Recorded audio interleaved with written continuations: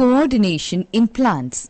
Coordination in plants is brought about by certain chemical substances which are synthesized by plants in very small amounts. These are known as plant hormones or phytohormones. In plants, phytohormones help to coordinate growth, development and responses to the environment. They are synthesized at places away from their place of action. Then they are simply diffused to the target organ. Plants do not have special glands for producing hormones. They also lack a circulatory system to distribute the hormones quickly to different parts. The different plant hormones are auxins, gibberellins, cytokinins, ethylene, abscisic acid. Auxins. The best known plant hormone is auxin. The auxins are produced by the cells of the growing apices of stems, roots and leaves. Functions of auxins: initiates and promotes cell division, causes cell elongation, increases rate and formation of roots, leads to phototropism, leads to production of seedless fruits, parthenocarpae, generally inhibits flowering, inhibits development of lateral buds. Action of auxins can be understood by the following experiments. Experiment 1. Remove the tip of a rapidly growing stem of any seedling. The growth below the cut stops. Replace the detached tip. The stem elongates. Experiment 2. Remove the tip of a rapidly growing stem of any seedling and place it on a lump of gelatin or agar for several hours. Now place the lump on the cut end of the stem. The stem elongates. Experiment 3. Remove the root tip of a growing seedling. Note the length of the root tip after several hours. A sudden increase in length is observed. The absence of auxin at the root tip has enhanced the growth of the roots. Auxins inhibit growth in roots.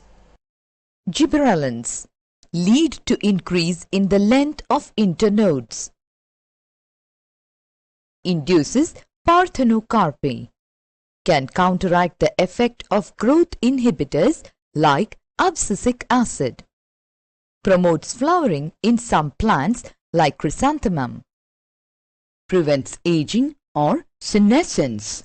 Increases cell size of leaves and flowers in some plants. Increases apical dominance in intact plants. Stimulates formation of lateral buds in decapitated stem. Can induce germination in dark. Cytokinins. Promotes cell division. When in combination with auxins, they can promote cell division even in non-meristematic tissues. Can enlarge cells almost 4 times in some plants like tobacco.